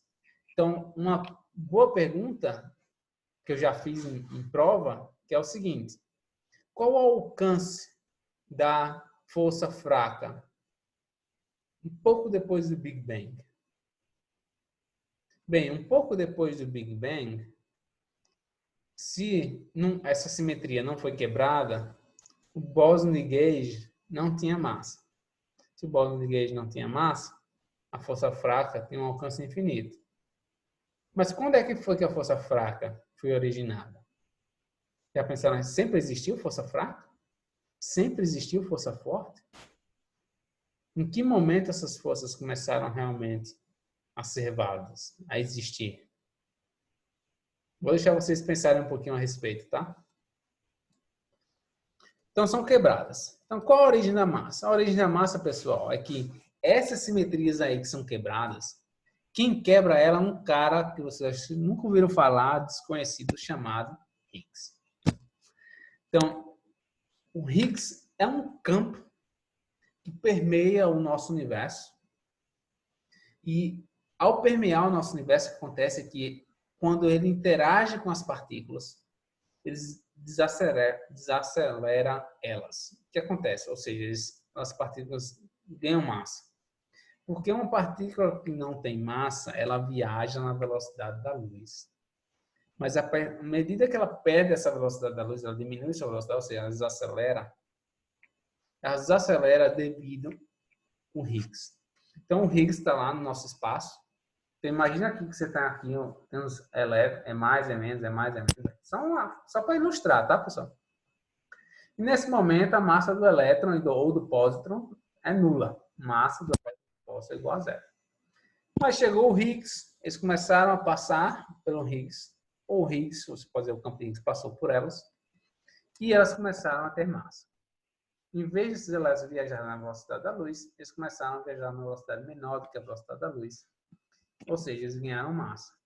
A massa do elétron, por exemplo, ou do pósitron, tem a mesma massa, partículas e antipartículas possuem a mesma massa. A massa seria de meio MeV, ou 0,5 MeV. Tá bom? Então, como é que as partículas ganham massa? Via interação com o campo de Higgs. Tá? Por que essas partículas ganham massa? Porque existia um universo em expansão que foi se esfriando. Chega um momento, uma energia crítica, uma temperatura crítica, vou chamar assim, tá? Para simplificar a história, que a partir dessa energia, as simetrias locais que deram origem às partículas mediadoras são quebradas ou passam a não existir devido a essa expansão, esse esfriamento, essa mudança, essa evolução da energia. Passam a não existir, as partículas mediadoras ganham massa. E é assim que essas partículas mediadoras ganham massa, tá bom? E o grande autor de tudo isso é o chamado campo de Higgs. O bóson de Higgs é um cara que está dentro dele, tá? Mas aí eu precisaria mostrar para vocês que é um dubleto, quem fez física de partículas sabe o que é isso. Mas é só que vocês possam ter em mente é que a origem da massa, o que está por trás da origem da massa? Muitas pessoas falam que é o bóson de Higgs. Não é verdade. Essa resposta é um pouquinho mais, talvez, vazia ou superficial. O que está por trás da origem da massa é o mecanismo de quebra de simetria. Ou seja, você tem uma simetria, depois ela foi quebrada, ou passou a não existir. Esse mecanismo é o que resulta na massa das partículas. E a interação da matéria, do elétron, dos quarks, do muon, né? O neutrino não tem massa, até no modelo padrão, tá? Do muon, do tal, do quark top, do quark charmoso. Essas partículas que não possuíam massa passaram a ter massa quando essa simetria foi quebrada. E matematicamente falando, ou até visualmente, a gente consegue enxergar essa origem da massa via a interação do Higgs, do campo de Higgs, com estas partículas. Então, quando o campo de Higgs interage com essas partículas ganham massa. Tá? Então, qual é a origem da massa? A origem da massa tem tudo a ver com o mecanismo de quebra de simetria. Tá bom? Então, acho que já passei muito tempo falando disso. Já estou para acabar. Então, qual é o resumo de hoje? O resumo de hoje, pessoal, é que existem forças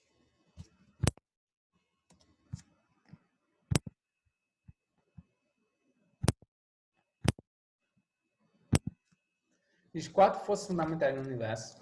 Essas forças são substituídas por partículas, né, via introdução de simetrias locais. E o bóson de Higgs é o autor. Se existisse uma novela chamada Massa das Partículas, o bóson de Higgs seria o autor principal da novela, né? Mas saibam que ele é o autor. O cara que fez, o editor da novela, é chamado mecanismo de quebra espontânea, ou de quebra de simetria, tá? Não vou falar quebra espontânea não, porque aí eu vou introduzir outro conceito que eu não falei. Então, o editor é a quebra espontânea de simetria. O autor principal é o bóson de Higgs. Então, acho que é isso que eu tenho para falar para vocês por hoje. Desculpa ser tão longo, mas acho que foi muito introdutório. Espero que vocês tenham entendido. Qualquer dúvida, podem me enviar as perguntas, tá? Nós teremos uma live. Vocês podem fazer perguntas lá à vontade. Tchau, pessoal.